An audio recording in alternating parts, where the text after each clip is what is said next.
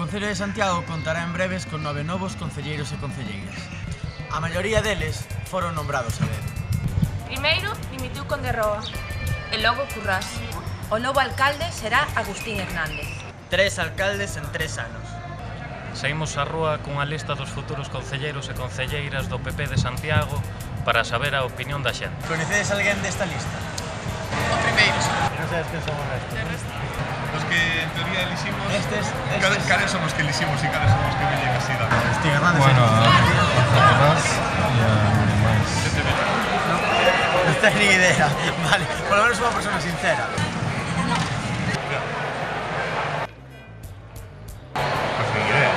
Sí, este está na Xunta. Moi bien. O resto son os que probablemente entraran no novo concello e son persoas nombradas a dedo. Que vos parece que sexan nombradas a dedo?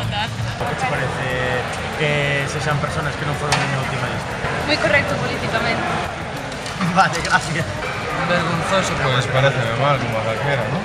Ah, moi ben. Para seguir a tónica xeral do país últimamente, non? Pareceme tamén mal que despois dos casos de corrupción como Compostela, pois que non se disolva o Concello, non se convoca de eleccións.